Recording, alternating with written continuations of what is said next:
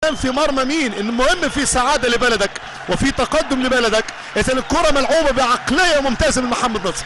شوف الكروس باص يا جماعه، ممتاز محمد ناصر، عمل ازاي باليسار، ودى الراجل في خبر كان وعمل الكروس باص نموذج محمد ناصر.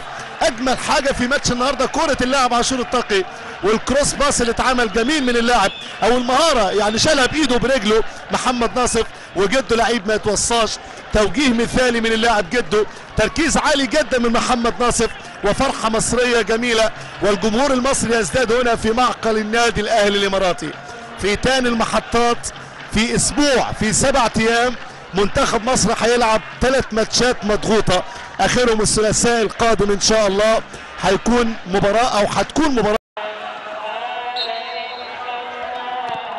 الشيخ ولد مالك. اتلعبت ومقطوعه ويلا يلا يلا يلا يلا يلا. حلوه حلوه حلوه يا جدو، حلو الروقان، حلو الرواق، حلو الهدوء، حلو الهدف، حلوه الخبره. كل ده اترجم في الكره اللي فاتت دي.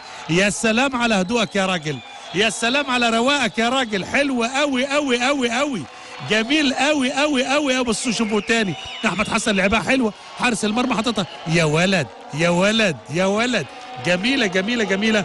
وهدف تاني مع الدقيقه 30، مع الدقيقه 30 يعزز غلته التهديفيه منتخبنا الوطني، كما يعزز رصيده التهديفي. محمد ناجي جده ابو تريكه ب4 اهداف في ترتيبه 19 على مستوى العالم في قائمه يتصدرها ميسي، ومع رونالدو كريستيانو.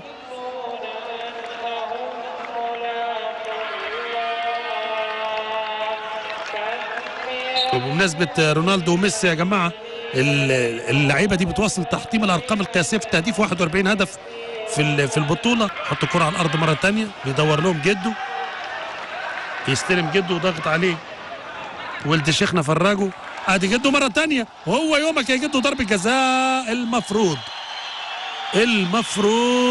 واعتقد انه عملها وقررها بالفعل العاجل، اصدر القرار العاجل او الحكم العاجل بركله جزاء لمنتخبنا الوطني لصالح المتألق ناجي جده. واتمنى يسيبوها له، اتمنى يسيبوها له، الراجل يبقى الهاتريك اهو. خلاص تمام، واضحه واضحه واضحه واضحه. ولد شيخنا فراجه اهو واخد. يا سلام يا سلام، واضحه تمام، مفيش كلام. الراجل داخل واخد رجله من الركبه ونازل كده، بقول له لا مش هتعمل حاجه اهي تاني اهو. يا الله استرها يا رب، استرها يا رب، لان دخل في منطقه صعبه جدا. سلامات سلامات لجده. او لانزدورو، لمن لم يعني يتابع هذا النجم في الثمانينات، كان قاطره بشريه تتحرك بالكره بثبات. عماد متعب يريد ان يعود، وان شاء الله يعود بمعانقه الشباك. متعب 38 يحرز الهدف الثالث، ويوجه التحيه للمقصوره الرئيسيه وسجدة الشكر لله.